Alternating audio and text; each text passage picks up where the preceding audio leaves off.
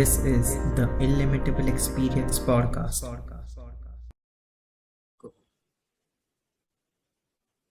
Hello and welcome to another episode of the Illimitable Experience Podcast. If you're watching this video, like this video, and if you haven't subscribed to the channel, do subscribe to the channel. With that, today we have as our guest Aaria, who is a professional singer. So hi Aaria, how are you? I'm great. Good to know that we are doing this finally today, and looking forward to recording this with you today. Me too. So, Arya, if I'm not wrong, Arya is not your real name, right? So, Yeah. what is your real name, and what is the reason So, behind having a stage name? My actual name is Sanchari, and I absolutely love my name. So I've not changed it because it's not like good or something. But there are a few other singers named the same, and it's a little complex name for the non-Bengalis because they generally tend to mispronounce and forget, and then they would remember you with the surname, and mostly we don't remember people's surnames. So it kind of got a little tedious, and then I was like, okay, let's get a name which is shorter, crisp, and it's just easier to market. So, what does your name actually mean? Because this is the first time I've come across this name, Sanchari. So in the older songs, you would see that there's like a mukra, antara, and there's this one bridge portion which is very different from the entire song.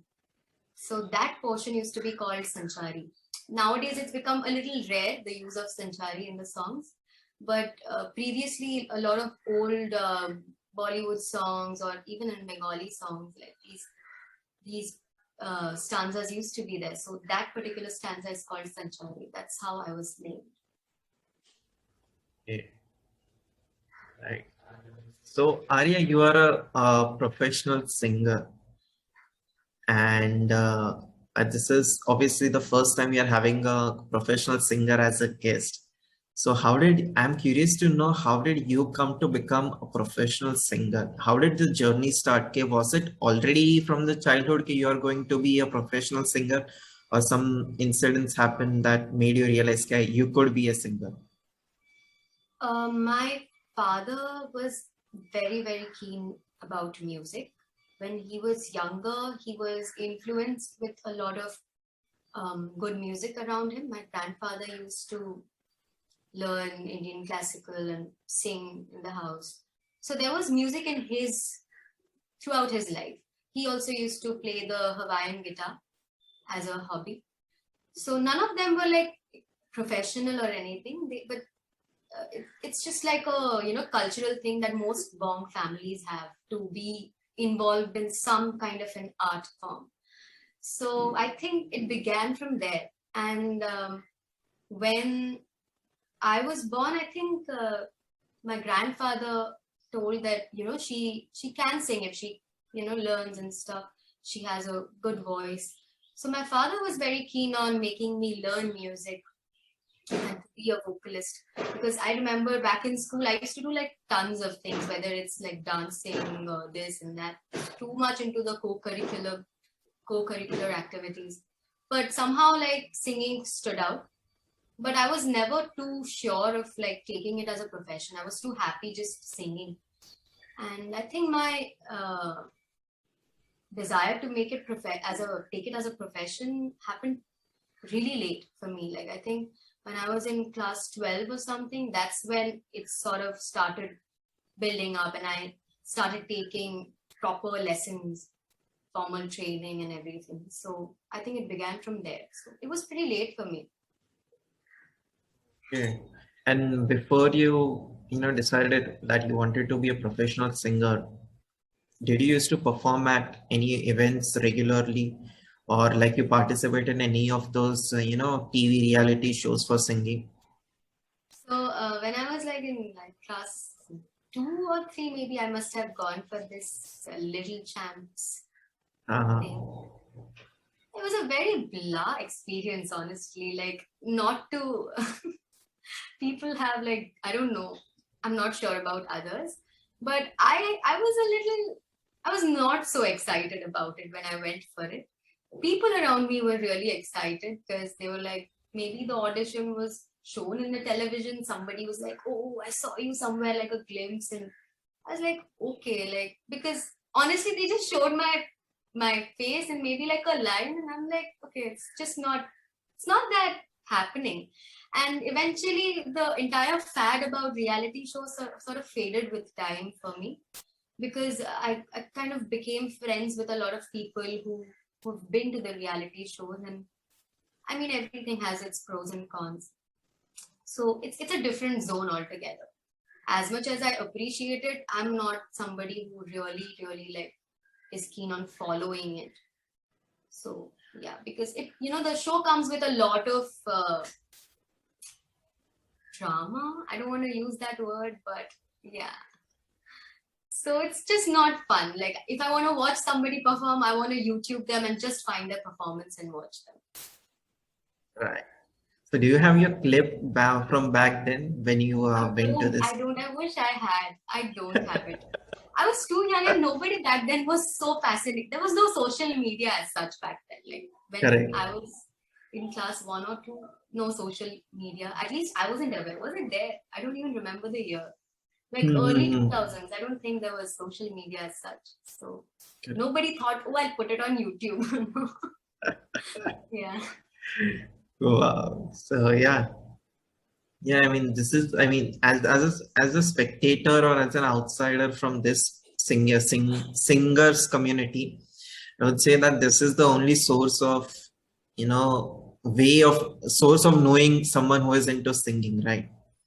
And that is why this all question always pops up. I mean, you must have faced this question as well. कि अच्छा कितनी तुम लोग कभी reality shows में गए थे कि नहीं? How does your I get this experience all क्या the था? time. There are people who keep asking all the time, and it's I don't mind going to one. I would love to be a part of one, because it's a great exposure to have.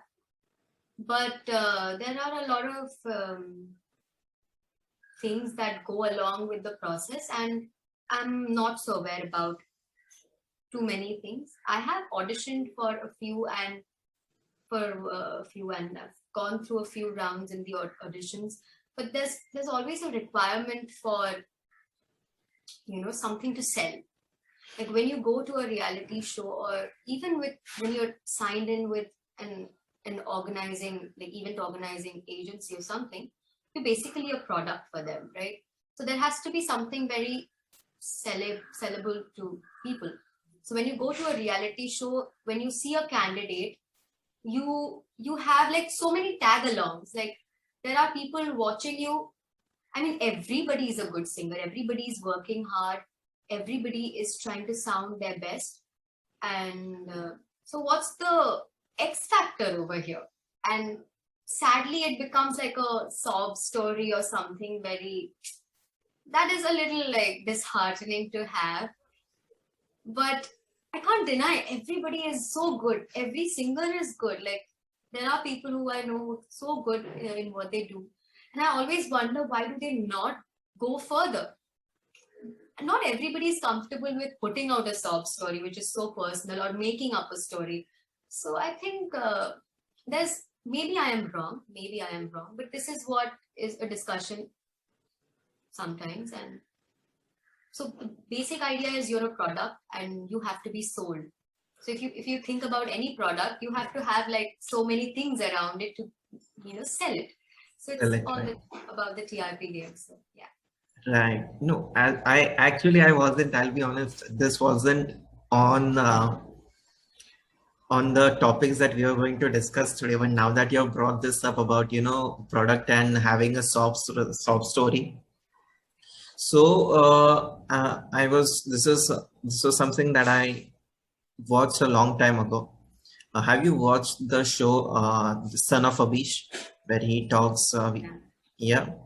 So there was this actress turned dancer. Yeah, actress turned dancer. The one from Dangal, if you remember. So she Not the was, non actor, Tanya Malhotra. yeah, Sanya Malhotra, right, exactly. So she was on that show, and she was talking about the same incident that you were talking about. That she had also gone to, I won't name the show, this X show, which had, I mean, I'm trying to make something up to give a hint, but it's not coming out right now. So there was a show that she went to for auditioning. She was an excellent dancer. If I'm not wrong, she was one of the best students from Shamak Dawar as well. But she did not get selected in that show because she did not have any struggles to talk about. Yeah. Yeah, I will. I mean, if I come across that clip again, I'll send it to you after this recording. But this is something that she also mentioned, that it was about the struggle and the dance, not purely about the dance. So So it's that's, a true story. I mean, it happens to a lot of people because honestly, like and everybody has a different struggle. You can't compare struggles. Yes, I might be privileged because my family has given me enough in terms of like having a decent standard of living. So it was never like I had to, run out at the age of 9 looking for jobs to support my family. No, it wasn't the same. I was privileged in that sense. Maybe I wasn't the richest one, but I was privileged. My father always supported me to pursue music. He was more ambitious than I am, probably. And so that's a complete privilege that I have. But doesn't mean that I haven't had my kind of struggles, or anybody for that matter. So it's unfair to always look for something so dramatic, because you can't music is all about like what you learn, how you've perceived things, and there's so much to it that all these sob stories don't matter. Like when you think about an artist, you don't think, oh, whether the person has done his college, or college karte karte he did singing. Like nobody's thinking that. The person is only thinking how good performer that person is. So everything else nullifies when you're out performing as an artist. So it's a little sad, but again, like I said, it's the product game. It's all about selling. So there is nothing wrong in it, though it's just a little bit discouraging. That's it. that's fair. I mean, art is something that everybody connects with, right? And be it art, be it sports, and these are the few things that unites everyone, irrespective of where they come from, who they are. And that is why people don't want any politics in the first place, or sob story to enter into these arenas, because then it kind of creates a bias for the spectators as well. Ki, acha, see, so you said you're a Bengali, right? Abhi, as an artist, the first thing you'll be looking in an artist is if he or she is a good singer or not. Yeah. But agar if you are biased कि अच्छा I will be appreciating only the Bengali singers, then at some point of time you will be, this behavior will be noticed by the spectators as well कि अच्छा ये judge biased है. So that is where people start, people in Yeah. that case are very sensitive when it comes to see these things. See, it's like you can't deny the people who watch things if they have. Why do rom-coms work better? Why do daily soaps work so well? Like there is something that people connect with, right? I mean, if there's something really emotional where suddenly you just connect and you feel sorry, you feel things for that person. That's that's the that's the point. I mean, you've sold it. You've made it over there. The moment you connected with that person on a certain emotional level, that's where you've made the, game up for you, gamed it up for yourself. So that's how it works. Um, for It's just sad, but one can't forget that even the reality show people or any sort of television stuff, even films, everybody's doing a business after a point. Like they are using their artists to make money. The artist is working for them to earn their share of money for sure, but the company is making money out of the artists. The sad part is that a lot of unnecessary things get highlighted, but it's a part and parcel. I can't be sitting here and complaining because I can't change it right away, right? So I have to be a part of the same bandwagon. So there is no point in complaining. It is what it is, and hoping that things would change is probably something that one can think of. Rightly said. Now, Arya, you said obviously that you have been very clear about the fact that you have been privileged enough to gain the support from your family to, become a singer. So how has your journey been? So like, when did you? What was it? At what point did you start training? And how training made you take part in competitions and everything. So when I was like 3 year old or something, there were always like people singing in the house, like somebody would come. So like I've grown up in that environment.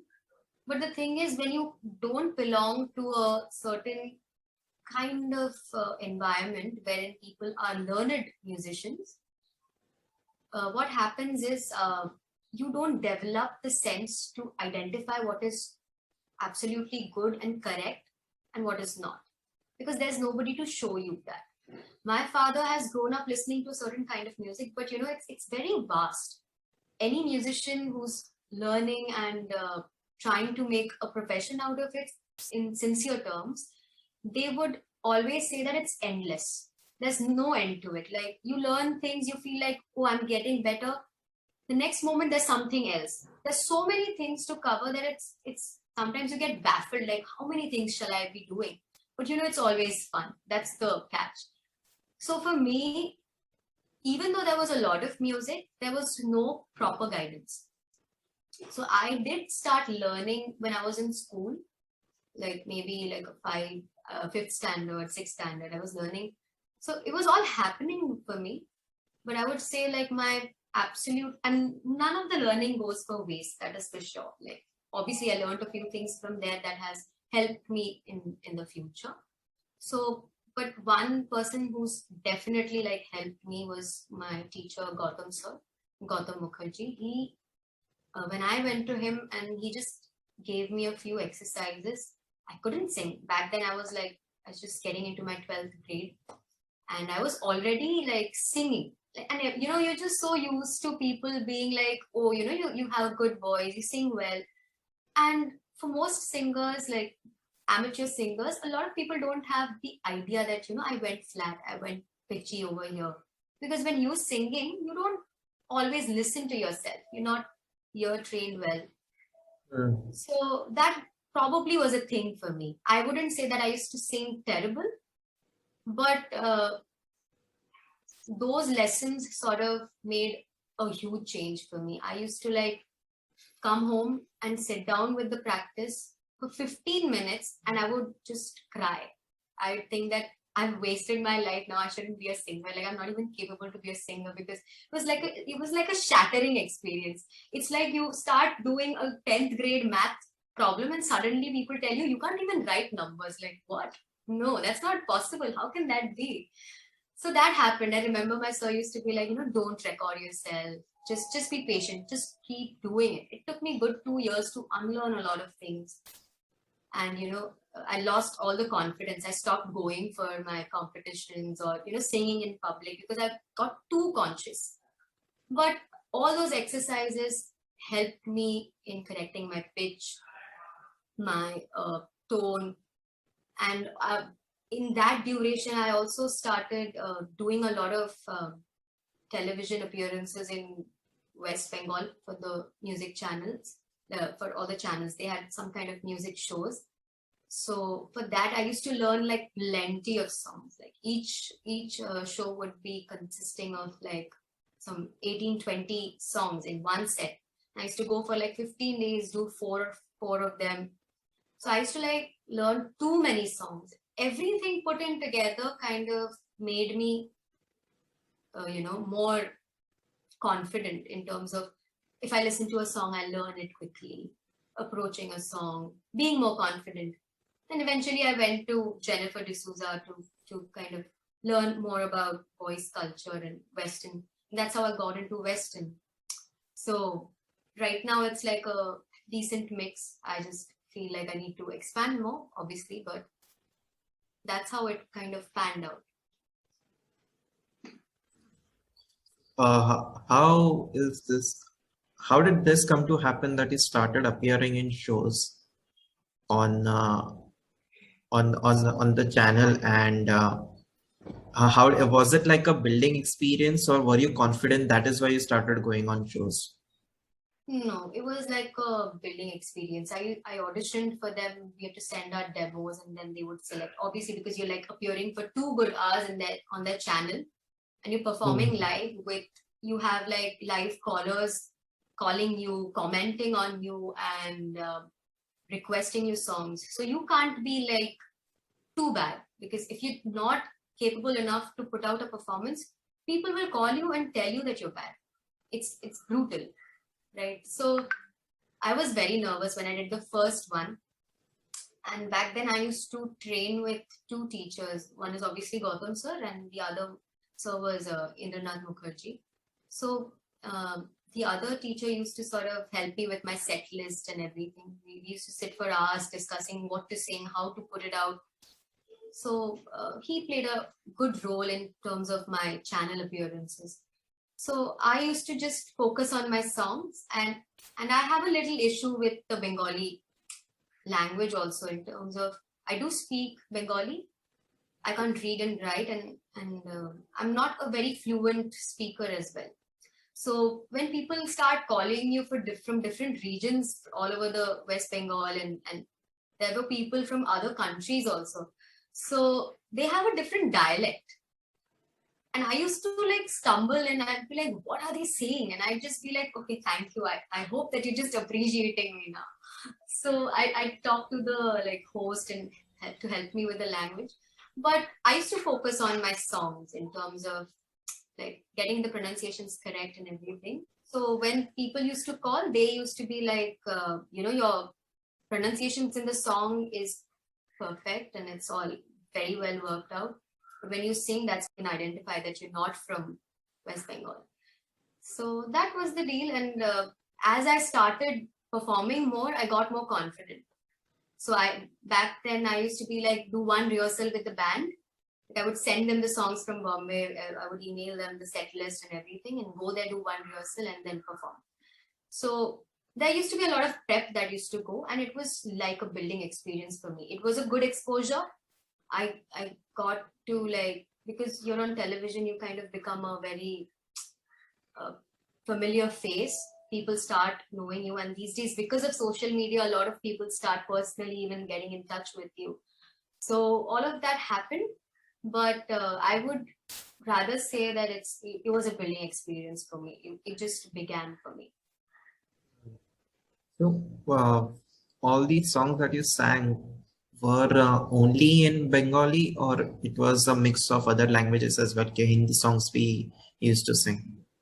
I used to sing a mix of Hindi and Bengali. So the main these people used to have requirements for mainly Bengali and Hindi, and mainly like your old songs. That was the most preferred songs that he used to perform, because the audience was more of that. So I would say that those shows actually had very good selection of songs and everything, because if whatever singer used to come in over there, it was a serious challenge. You perform 20 songs, you kind of, and you have to perform all of them well, because so many people are watching you. I have seen callers calling the singer and saying nasty things, and that kind of made me very scared. I used to be like, so there was some singer, I wouldn't name that singer.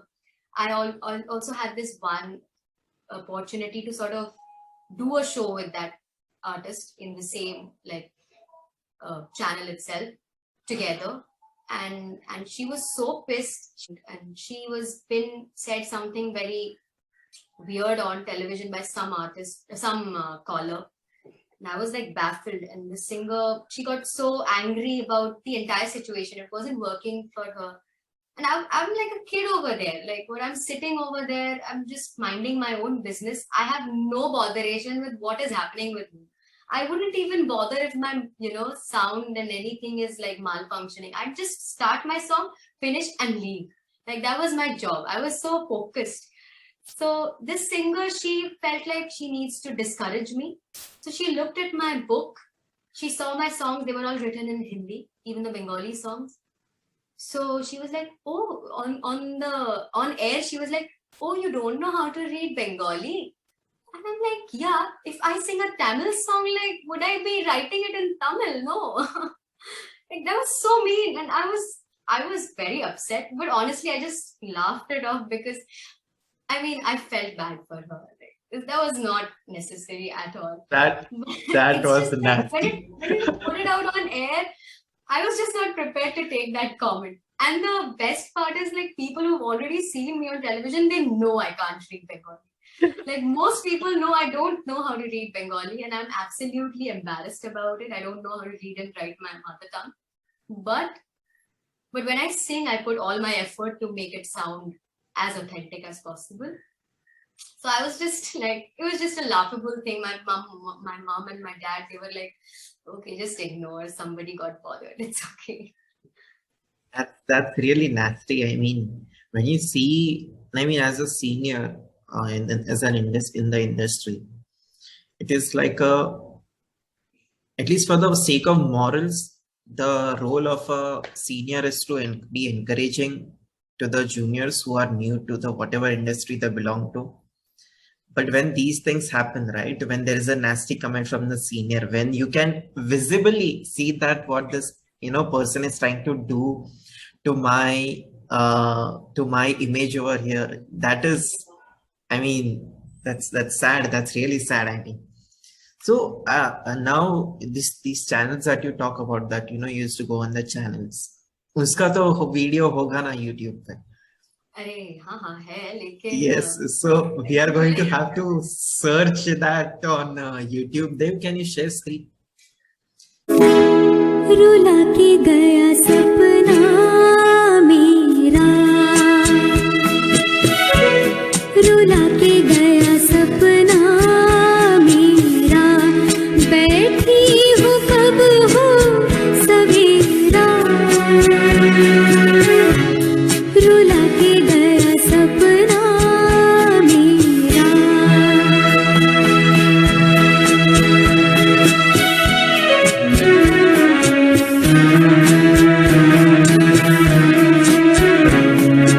Can you go back? Yeah, now I have a question that when I hear you speak, right, it is a different voice, but when I hear you, sing on this channel, so what is uh, the role of the mic or the role of the guy who is operating the system? Like what is his role or her role? no, it's none of their role. It's just that this is a few years down. Like I was in college back then, second year. It's been like 5 years since then. So now I sound a little different because probably like the voice is ultimately changed a little. But it's also different because the kind of singing, the style is different. So if I do a song which is a little high pitched, obviously I'll sound a little thinner over there. If I'm doing a lower range stuff, then I'll sound a little more broader. So for that matter, it's about like where the song is placed and how you are using your voice. The sound engineer, that person has just got to provide you a good mic and a good sound.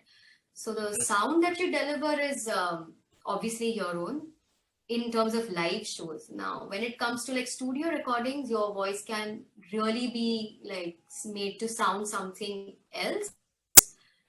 Not really something absolutely different, but a lot of things can be done to it and processed to make it sound a certain way.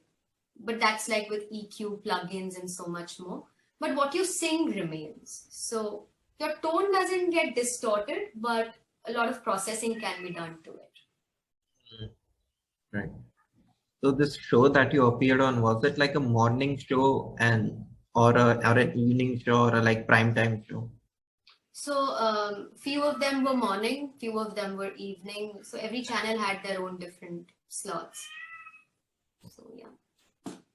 I mean, that's a great exposure, right? When you are being watched by, I don't know, like lakhs of people? Was that the reach of the channel? And that too, people are listening to in the morning while they are probably It was doing their amazing for household me, chores. honestly. Yeah, Yeah. I did. So evening shows, I can understand a lot of people binge watch and whatever. But in the Hmm. morning, oh God, I was like, who listens to these? Like, I was undermining those shows. And when I went, I was baffled. I was like, oh my God, like there are listeners, there are serious listeners. They would call you, they would also sometimes give you tips. Like I've seen a lot of that wherein they're just telling that, beta, you need to learn more, or or you need to do this. Can you sing this artist's song? It's just very random. You don't know what to expect. It's just like when you go live on stage, and if somebody comes and says something weird, you just have to handle it. It's just that was happening in form of like calls virtually. So that was a good experience. It was a challenge, but eventually I got the hang of it back then. So it became more easier for me. So that must have been like a proud moment, right? Where like so many people are watching you in the morning. I mean, if it is a morning show. So, I mean, I mean, it's always nice, but sitting over there, I'm not thinking of how many people thinking are of it. watching at all. I just am bothered with if everything is like going fine, if I sang fine or not. Honestly, like it's very selfish of me, but I don't know if that happens to other performers as well. Like even when I go on stage, I understand that there are people you need to, connect with them and everything. But I am too selfish to bother about a lot of things. I just want to be like, did I sing it well or not? Did I get these notes correct or not? So there are Right. times wherein I do well and I come home and I'm like obsessed with myself for a little bit. I'm like, okay, I'm appreciating myself for what I did because I worked hard, and I'm like, okay, it's come out well. And Right. sometimes when I don't get it, even though everything was perfect, maybe the entire overall ambience, everything went very well, but I'd be like cribbing about that one note. Arey, kya ho gaya? Why did I get it wrong? Why couldn't I get that note? So that's a personal thing that happens. I don't care about who's listening and whatnot because I'm too self-absorbed at some points. So it's a flaw, but yes, I'm learning to kind of appreciate people a little and give them more leverage than my own self on the stage. So yeah, I'm learning that. I think the selfish part about just I would say basking in your own talent is justified after you have given the performance. See, what happens is obviously you don't know who will be watching and at what point they will be watching, right? Hmm. If somebody has had a bad day in the office and they're listening to your voice, obviously his mood will be that of frustrated. So his comments also will be that. And I think I am also kind of in that.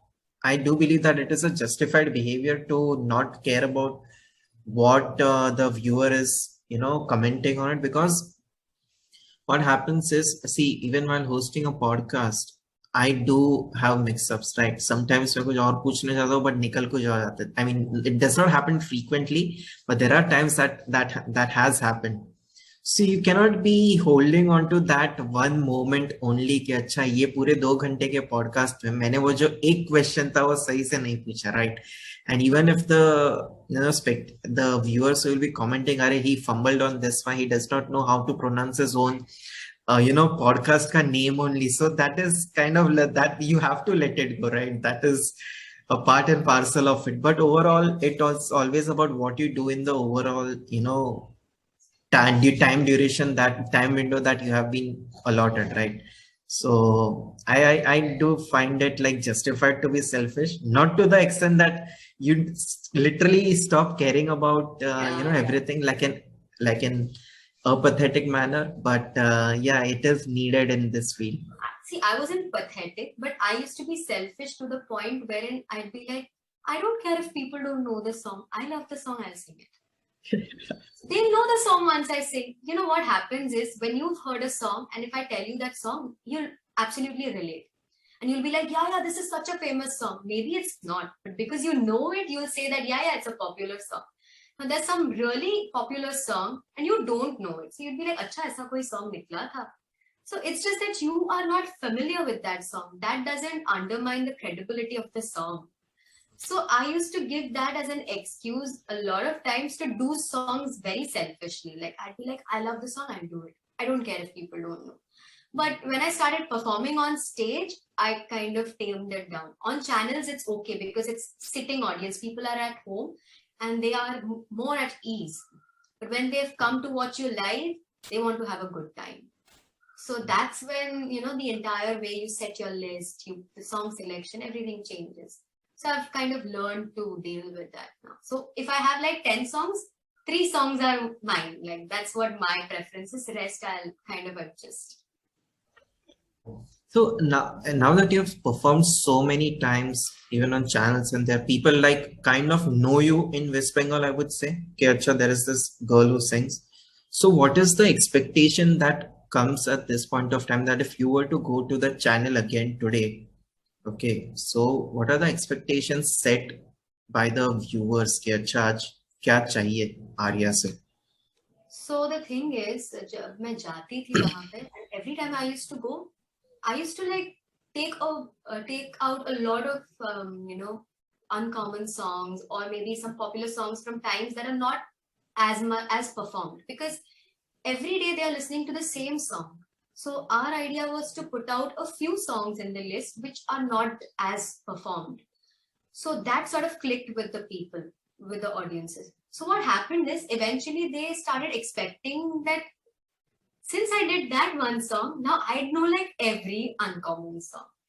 But Oh, okay. honestly, what happened is मुझे सिर्फ वही गाने आते थे क्योंकि मैंने वही सुने हैं. I used to perform so many different artists' songs that it's not possible for me to know every artist thoroughly at that point of time, because I used to focus on learning like 50 songs at a time. So it wasn't the best expectation people had from me. So this 50 songs that you're talking about is for show for a day or like a No, collection these of are all the films? channel ones. See, अच्छा. when it comes to live stage performances, वहाँ पे stress थोड़ा कम होता है because you're performing the common songs over there, like something that people are Correct. familiar with. So all these songs, even if you have to learn and work on, you're mostly familiar with those songs. Hmm. When I'm going for the channels, I want to obviously stand out and I want to put out some songs that, is something, it's a little bit new to them to listen to. So that happened. People started expecting a lot of those songs. But eventually I started like after 2 or 3 years, I did not do as many trips to West Bengal. And then I started diverting towards a lot more English. So I think now they're just confused what to ask. They're just like, I don't know what to ask from this singer. Like she's doing everything and it's not like they're a little baffled. So when they watch me over like social media or somewhere, they'll message my mother on Facebook. Okay. Oh, Sanjari is doing English these days. Yeah, my mom's like, yeah, she's doing all of that. She's doing nice. Yeah. Ask her to sing those old Bengali songs now. My mom's like, why don't you put out old Bengali songs? You know so many. I'm like, yeah, I'm exploring something. I just want to like be by myself.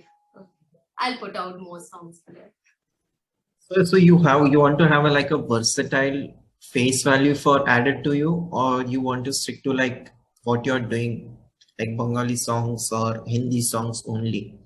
Because how important I is absolutely want to be versatility also in the singing world? So my aim is definitely to be versatile. So the thing is, it makes no sense to stick to one genre because my vocal teacher Jennifer D'Souza, she told me that you can't say that this is not your zone unless and until you've tried it out. So and I found it very valid. If I say that I don't sing blues, how can I say that when I have not sung and explored it enough? How can I reject that zone? So my aim is to try whatever genres I can, because when you go to sing someone else's song, you need to be aware of a lot of different genres because you don't know what you're going to get.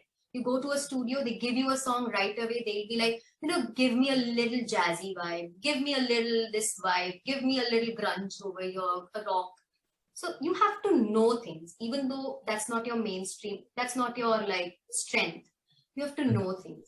So it's important to be versatile as a musician. Like even if there's a pianist, even if they say that I'm a classical pianist, but they have to try out a lot of different things. And it helps to build your forte also. Like it's a collective thing. So you can't be like, oh, I've just done all my life and I've never explored anything. The more you explore, the better you get. And it's kind of true that if you practice, like the ratio of practicing to like listening to stuff is like way apart. Like you have to listen to stuff for 90% of the times and then practice, because it's a lot of brain work. When you have it in your head, that's when you know what to project. So your vocal exercises is something that will train your voice, vocal cords and your muscles over here. But your brain has to function, otherwise what will you produce? So Right. listening is more important. As you just mentioned that Jennifer D'Souza is your vocal teacher. Yeah. So, so is it like you have different teachers for different aspects of singing? Like, I don't know the aspect, but one is the vocal part. If you want to have like a more bass voice, then is there a different teacher for that? If you want to have, so how does this happen? Like, how do singers choose a teacher? Okay, मुझे इनके पास से सीखना है. So when I used to go to Gautam sir, he taught me a lot more about the notes, precision, and it's like there are two different things. Like one is knowing your song, like knowing it technically in terms of what notes are being applied, what is happening over there, and the other thing is to know how to execute it. So for different singers, it's different. It's not like if you have a baritone voice, you go to a different teacher. No, every vocal teacher, they have their own ways of teaching you and training you. And the main focus of any vocal teacher is basically to help you find your own voice and to help you pull up, like capitalize on what you have. Like I don't have an extremely high pitched voice. So back then when I used to try and reach and do those high notes, I used to stumble and I used to end up like, affecting my voice. So when I went to Jennifer D'Souza, she sort of told me that, not everything is for everybody. And you have to come into terms with that. I'll be able to do those notes, but in my own way. I can't imitate a particular singer because that singer has a very different voice. It's the voice that you have is purely nature, it's genetics. You can't change that. Right? What you can do is you can train yourself and you can be better at certain things. So that is something that a vocal teacher has to sort of, guide you through. Like what is something that will work for you and what exercises will help you achieve something that you don't have.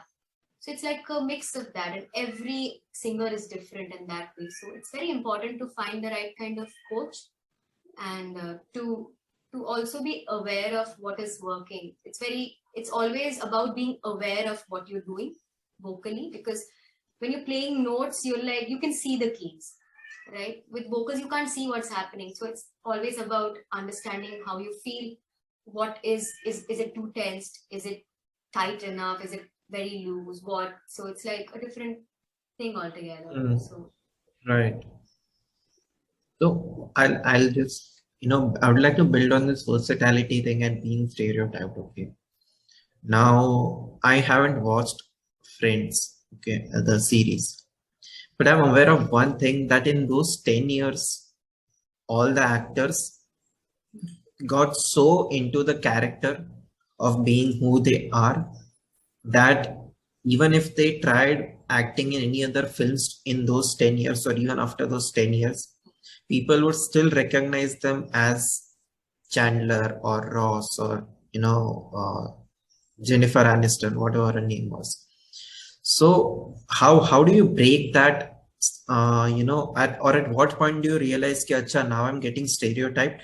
I need to tell people that I'm also versatile? At what point do you realize that, and how do you just venture into another type of singing?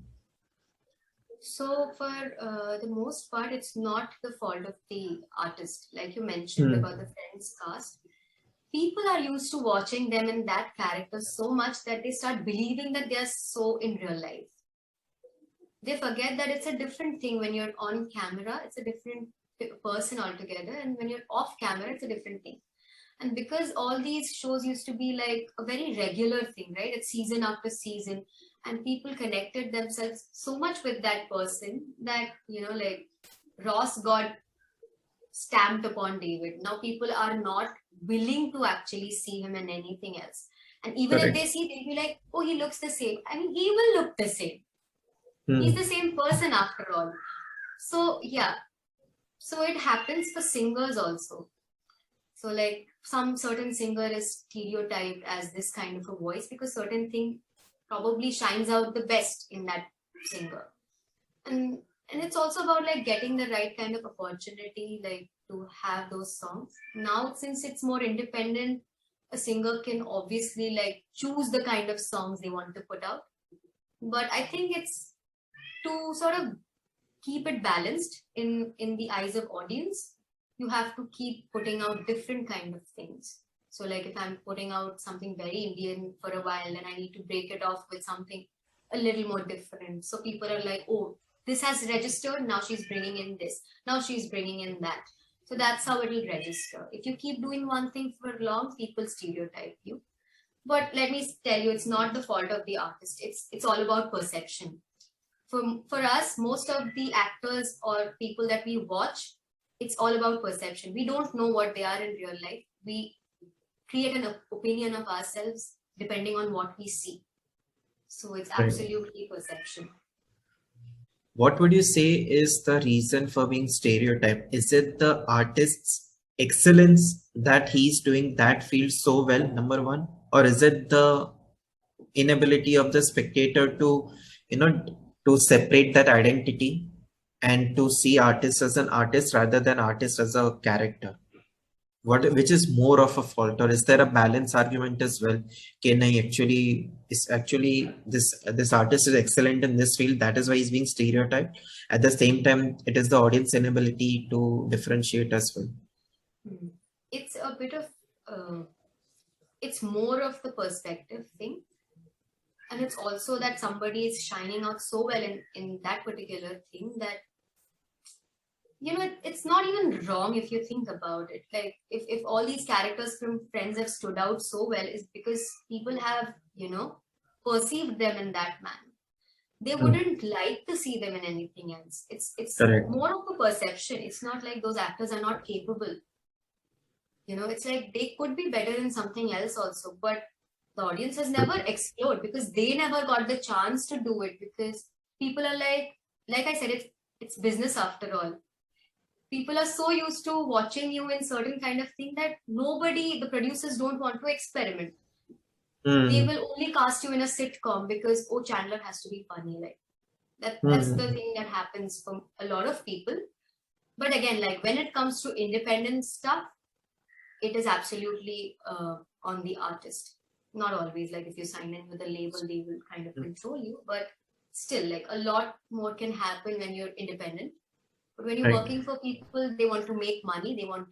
The aim is to sell the product, like I said. So it's always about, this will work 100%. Like, why do you want to experiment? Why do you want to explore? Right.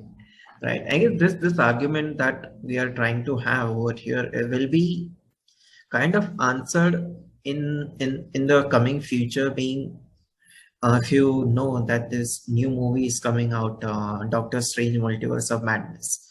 Now, there are people who are saying that the Iron Man in another universe will be played by Tom Cruise, right? So when people watch that movie, everyone who, we have associated Iron Man with Robert Downey Jr. as an artist, and he has nailed that role to perfection.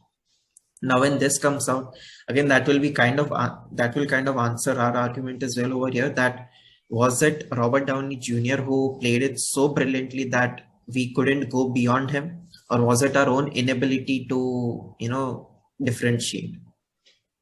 I mean, it's a bit of both, yeah. Because if I'm so used to watching Robert do the character so well, I don't want to replace that person. Like, why on earth Correct. would you replace that person? Like, I'm disappointed if you're doing that.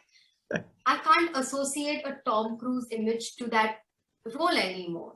So it is Hmm. obviously my inability, but it's also like, certain things just tag along with you. Like certain songs also, like if I think about a song, uh, something like, what are the, something like Bidi Jalaile, like you can't imagine a Sunidhi Chauhan not doing Bidi Jalaile.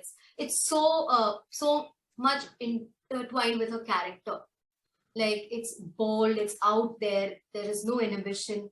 So such songs you will associate with that singer. Does that mean no one else can do it better? Of course, there are people who might do it better, but I'm confident that this person is going to do it well, and it will work out, obviously. So it's Workout. about that association thing. Mm-hmm. It's like nobody Now, wants to change it. no, talking again about this versatility aspect, you have already sung in Hindi and Bengali, right? So do you sing other songs as well in other regional languages, or you stick to the languages that you are already acquainted with? No, I am open to singing any language. So if it's Mm-hmm. like South Indian languages are going to be a challenge. I haven't ventured, I haven't tried. I keep like listening and singing, but it's a very, very different language. But when it comes to like your North Indian languages, there are a lot of similarities. So if I have to try a Marathi song or a Gujarati song, or even I have tried singing and I've sung in Nepali, like for Nepali? yeah, I've tried that, I've sung that. So it's like, so it's not a huge challenge because I would write the song in Hindi, I would listen to all the pronunciation, I'll write it accordingly. A lot of times I just ask them what's the meaning of the song and sort of get it, explained to me, because it's obviously not possible for me to understand it in so much depth. But I try to get it, try to understand what are they trying to say through those words, and then I just sing it. So it's not like I am aware of the language, but yes, you can sing, why not? And I mean, unless it's like a different thing, like for me, if I can write, if I can understand and listen to it and get the pronunciations fine, it works. So your preparation is all about writing the song in your own language that you are comfortable with, and then singing it out in the public. There's no that a lot of preparation that goes into it, or it requires a more effort than the usual songs. No, it requires effort in terms of saying the words correctly. To Okay. pronounce, like every language, like if a non-Bengali is doing a Bengali song, they have to get a lot of things corrected, which I might find it easy to do because it's natural to me. But Right. now if I do a Gujarati song, I have to get all the chs and sirs and whatever, in place. I have to say and practice those words, because when you're singing, you don't have the time to think. So I'll have to practice it enough to kind of memorize it and get it on my tongue. So when you learn a new rap, even though you know the words, you have to practice and practice to get it fluently.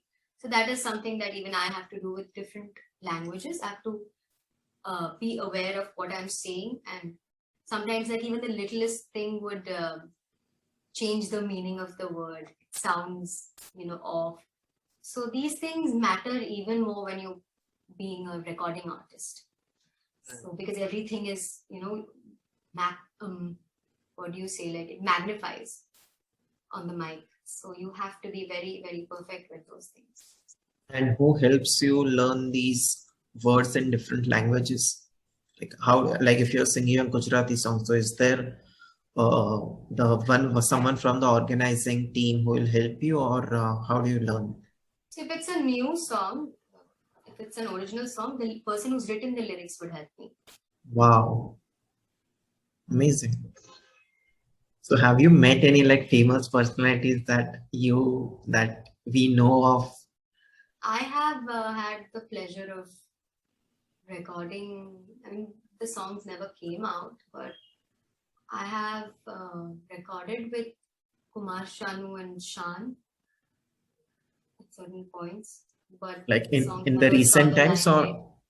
or a Huh? long time back? In the recent times or a long time back? It was probably it's been like 3 years, 2.5, 3 years ago, like before COVID, right before COVID. Great. It's really great. Yeah, they're very like Shan was extremely sweet. I've encountered him a few times, but and he's very, very, very sweet. So, Arya, this now that we're talking about writers, so when a song is put to, uh, I don't know how to put the right term. When a song is being composed, right, from a writer, and how much dependency is on the singer to justify that song, or is it completely, sole responsibility of the writer to write a perfect song, and then the singer has to just extend the song to make the song very, listenable. I know it's a wrong word, but to make it more pleasing to the ears. तो So, singers पे कितना responsibility रहता है? so singers are basically the executors over here. Hmm. Something is being written. Obviously, if it's a good song, if it's composed well, if the tune is good enough, and if the lyrics are well, then the base, the pillar of the song is already strong. So the singer has to just sing it nicely. The additional thing that the singer probably would bring in is, some inflections or some certain things with their own voice that they can do. That's their incorporation, or getting the right kind of mood. Like a song is written in a certain way, but to be said in a certain manner. So it's like words are written, but expressing it becomes the work of the singer. So if it's a romantic song, you can't be like, like something like, कौन सा गाना था? देखो ना, देखो ना. So if that's a song, I can't be like in aggression and be like, देखो ना, देखो ना. It can't be like that. Like I have to sing it in the most sweetest romantic form. So expressing it becomes the job of the singer. It's written well, like it can be written in a way, but it can be said in like multiple manners. So it's like execution is the job of the singer. So again, let's say Kumar Sanu has given you lyrics to sing, right? So will he be the guy who will be explaining कि ये जो line है वो तुम्हें थोड़ा सा प्यार के साथ गानी है, जो next line है वो तुम्हें थोड़ा aggression के साथ गानी है, or is it like a self interpretation कि whatever I sing will be like the final thing? ऐसा होता है? No. So it's like, Kumar Sanu is obviously not going to give me the lyrics or melody because he's a singer. He's going to come and just sing. But if there is a composer and a lyricist, they would tell the singer that, this is the vibe of my song. This is what I want out of this song. So if you're singing this song, this part, I want you to bring more power. So they will tell you like, this is what I imagine. So it's very similar to a director directing a particular scene wherein the actors are told that, I want you to bring in this expression. I want you to say these lines in this manner. So it is being directed by the music director over here.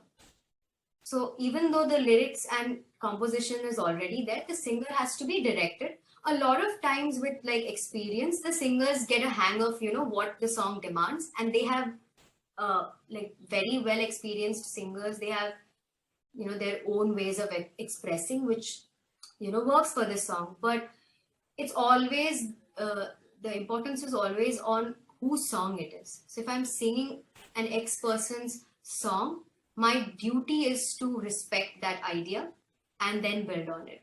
So I have to keep in mind that somebody has thought of the song in a certain way. Keeping that in mind, I will do my improvisation or whatever newness I want to add. But at no point will I try to defy his imagination over there. That's a respectable thing that one needs to do. Correct. Yeah. Okay. And how much is a singer allowed to improvise in a song? Like, you must have heard this case, a script writer must have written a script and dialogues and everything. But while shooting the movie, वो actor इतना अच्छा था कि वो जो moment में उस जो भी हुआ वो इम्प्रोव कर लिया उसमें.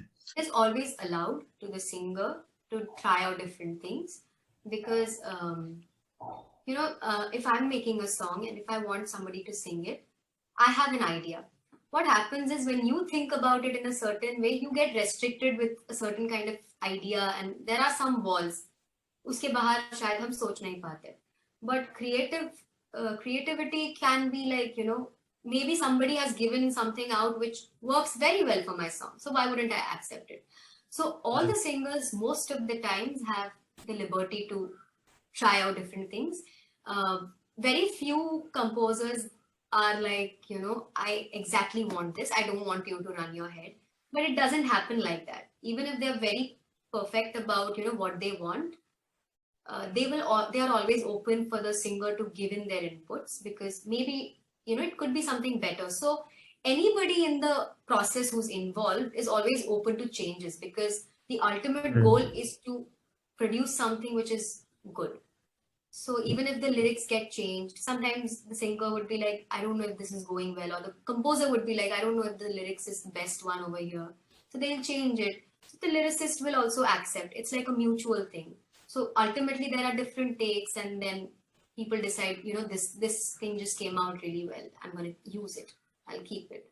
So it's always about that. And improvising happens more easily when you are more free and you sort of first thing is Unrestricted. that you have to be like you have to know a lot of different things to be improvising because only then your ideas will move around. And then it's also like vibing in and sort of going for it. So it can be wrong, it can be nice, it can be great, can be very bad, but just to go for it.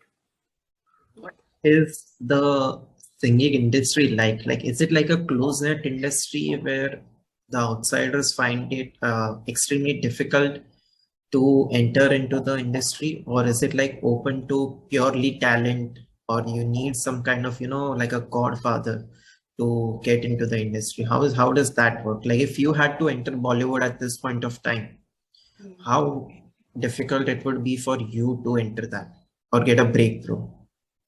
It is difficult for sure, but I'm not gonna say that it's all very, close. It is a little close net, but it's like if I know somebody, then it's just easier because it's like they will probably, introduce me a certain way and you sort of come in through a recommendation. So people are serious about, they're willing to try you out.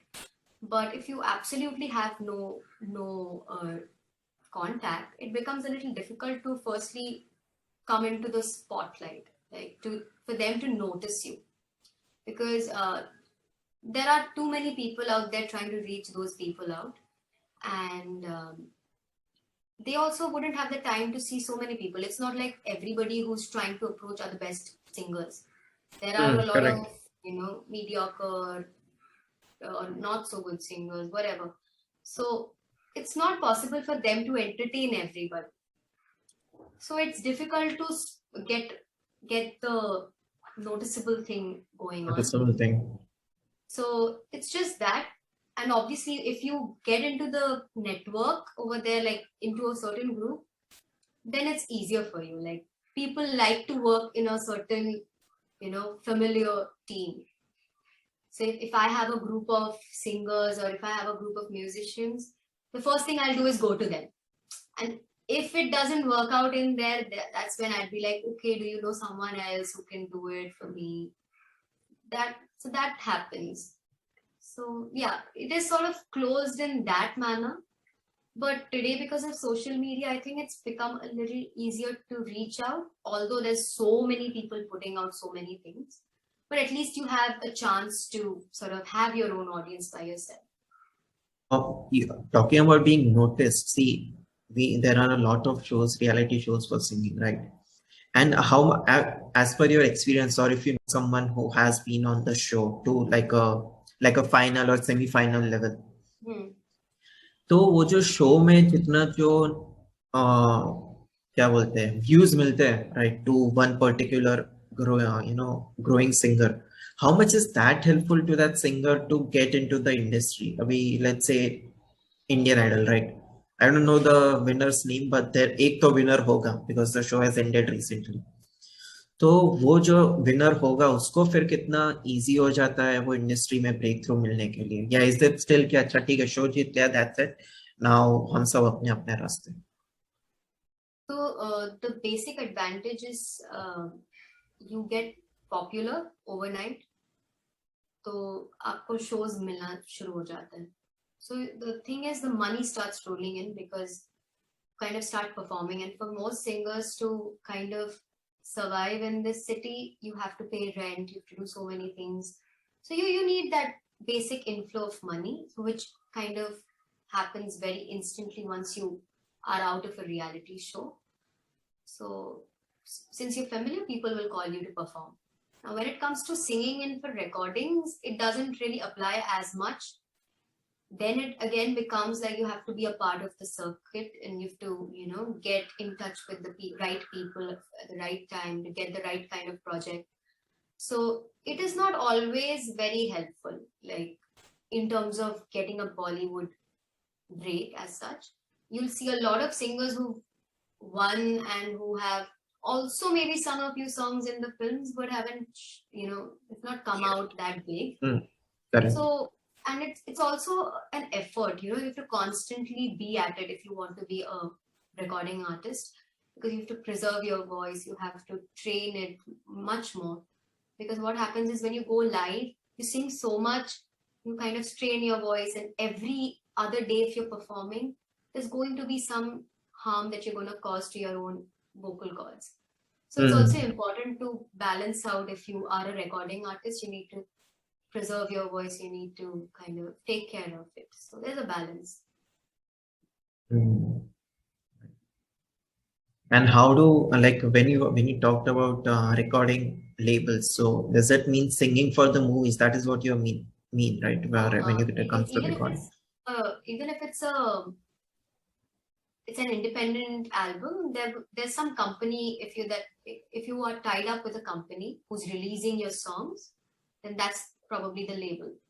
So like if you're doing songs from Times Music, like, so they are the ones who are gonna like distribute and do all the ancillary work for you, probably gonna invest in your music. So it's like that.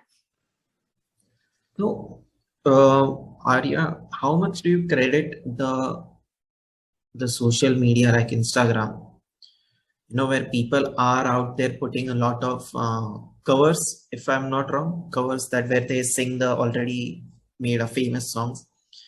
तो उसको कितना credit चाहता है कि as individual as someone as you are, or in that case anyone who is of in that same demographic, उनके लिए कितना easy हो जाता है ये ग्रो करना फिर कि अभी ठीक है अभी किधर अगर मूवीज में चांस नहीं मिल रहा है तो हम यहीं पे लाइक रोल करना स्टार्ट करेंगे, will start putting out content here. Is it really useful? Yes, it is. Of course, it's useful. See, making an original song is not so easy. There's a lot that goes into it. And if today I want to produce a song and put it out in the right manner, then firstly, I'll have to compose the song. I'll have to get it written or write it myself.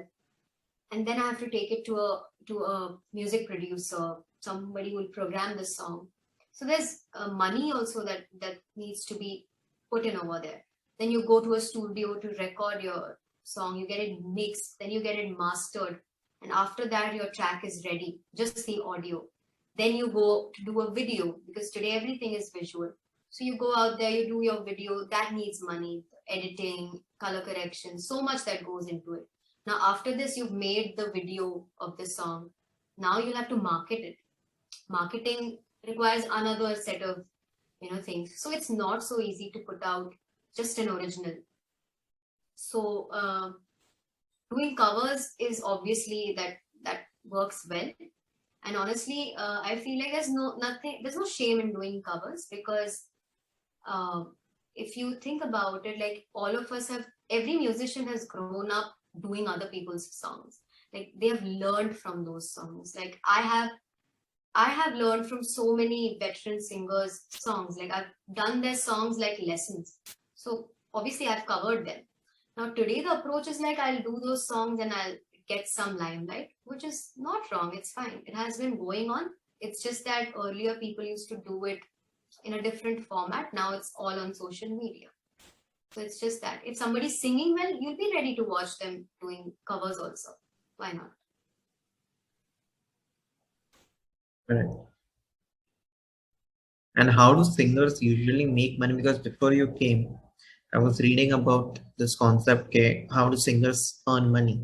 So I read that it is in India, it is not the way that US functions, right?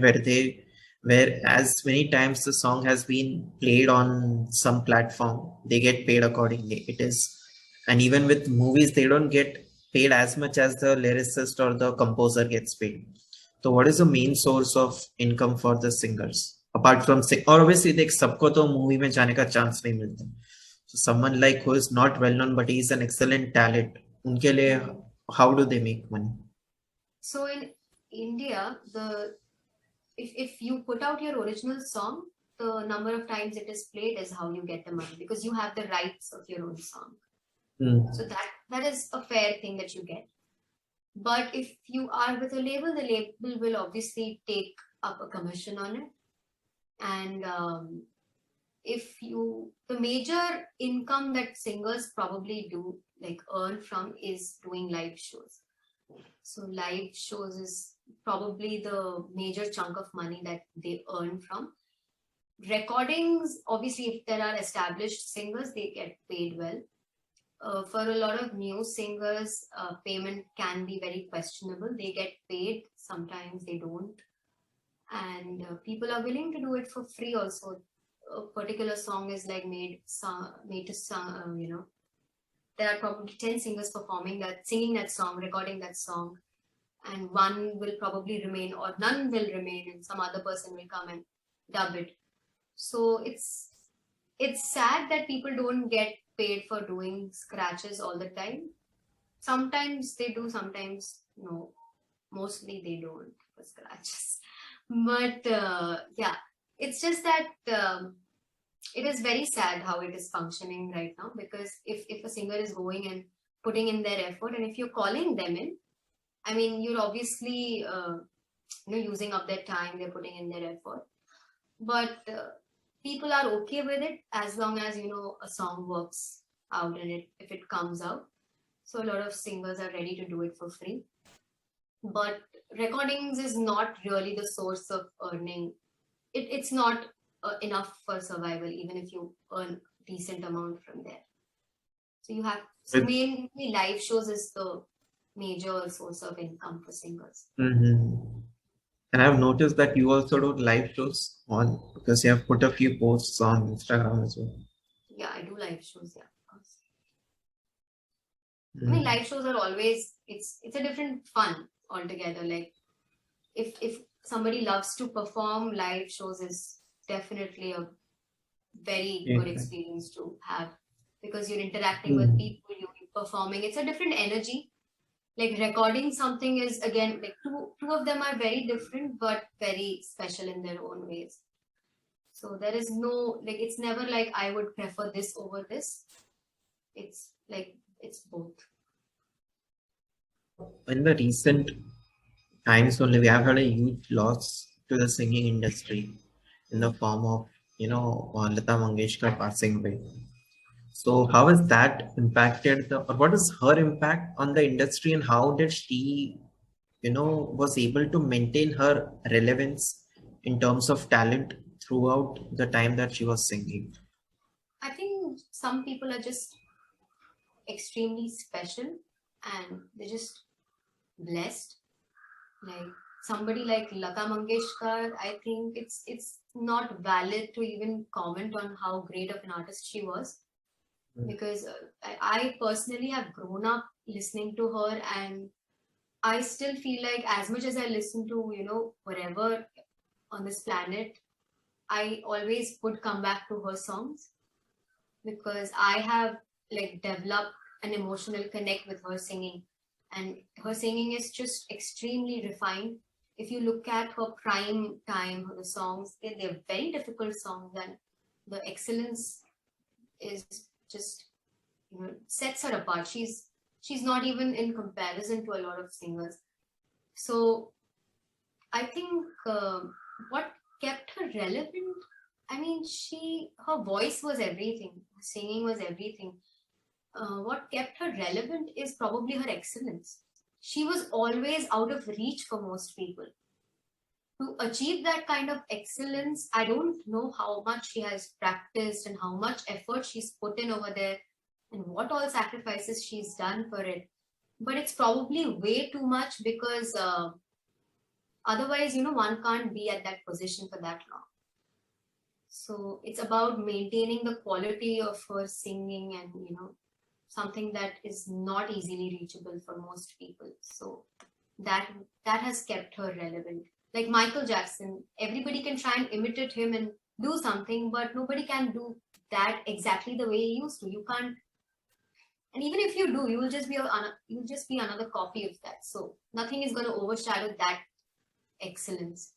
So I think some people are definitely blessed because the kind of voice she had and all her influences and whatever, it's just surreal. Like I have had tough times, and I have probably resorted to those songs. I've felt things, and so for me a lot of stuff happens with the 70s era, and like I'm a pretty old soul in that manner, so I connect a lot to her music. So I think she has had a very good impact on me, like a great and a large impact on me. And I would say that she's probably had it on a lot of other singers and musicians, especially Right. aspiring female singers, I'm sure. Mm. That's true because every time my parents watch a lot of Indian Idol and the other singing and dancing reality shows. So there's always that due credit to Lata Mangeshkar, where every contestant has always at least said it once that okay, I look up to Lata Mangeshkar or Lata Mangeshkar inspired me. So that her impact has been like quite prevalent, and it's going to be impossible to touch that feat where you stay relevant throughout your career lifespan. I think it's all about what you offer, right? So it's like the kind of contribution that she has made to the Indian music scene is not comparable. Like none of the other singers have been able to make that impact. The amount of work that she has done and the amount of what do you say, the excellence that she had in her ways of expression and singing is not something that was done by anybody else better than her at that point. So it's obvious that you would look up to her as a singer. Like for me, if I do Western songs, I have a few artists in my head which I really look up to as a vocalist. There are different things for different people. Like some people say, oh, I like Coldplay. There are different things to like about that. But as a vocalist, do I follow Coldplay? No, I follow somebody where I resonate with as a vocalist, somebody who's using their voice more than just sound. So every section is very different, and it depends on what appeals to who. So I think for most singers, when they look up to some other singer, it's like somebody who has extremely good quality tone, good control over their voice, can do like magical stuff with their voice. So I think that's the reason every singer never fails to mention these artists. And who do you look up to as your as an aspiration? I want to look up to this singer. I have a lot. So like it has to be Lataji for the first, to be very precise, because I think the very first few songs also that I ever learned were hers. So it's her, Asha ji. There's obviously like so many. even Kavita Krishnamurti, Shreya Ghoshal from the Hindi music, Indian music scenario. There are so many classical singers. Then if I look up to the Western, I absolutely like Ella Fitzgerald. I love Aretha Franklin. I really like Mariah Carey. I like from the latest contemporary ones. I love Ariana Grande. So there's just too many. Everybody has their different things that they have sort of which has impacted over like me. So I have like different things to pick out from. So it's never like I just follow one artist. I follow a lot of people, but these are few prominent ones. And I just have one last question for you. That is, what are you doing as a singer right now? Do you plan to continue your live shows that you have been doing, or do you wish to get into another genre where you are, you're doing a playback singing or something like that? Playback is something that I love to do. It depends on again on like how things pan out, and I don't know when it'll happen. But I definitely want to continue with music and sort of explore more. I would definitely want to come out with originals in the next 1 year, and probably I'm working on it a little bit. So that's Business as in you are composing a song yourself and you want to sing it yourself. yeah, bit of that. Yes, yes. So that and also like singing other people's original songs. That's always there. So that performing and that's how it is. So I would like if I'm doing an original, I would want to sort of break through from the typical scenario. I'd probably want to do all of it. Like that's how I can't. I have to do all of it. So I'll probably have like a very commercial original as well as like something a little more niche. So let's see how it works out. I do have plans. I'm working on it, but I'm obviously going to wait for the right kind of, strategy to put it out or to get the right kind of exposure, label everything. So only then I'll put it out. It's a lot of effort to create an original. So yeah, I'll pace Great. it out. I'm looking forward to it, the time when it comes out. And do share. I'm like, It. I'm gonna Yeah. keep it to myself. Like what? Yeah. So with that, Arya, it has been a great conversation. We dig so much into the depth of every part, and it was a genuine pleasure having you. And it's really great. Yeah, I'm really happy that we could do this. Yeah, I'm happy to be here. Thanks for inviting me. Stopping the recording.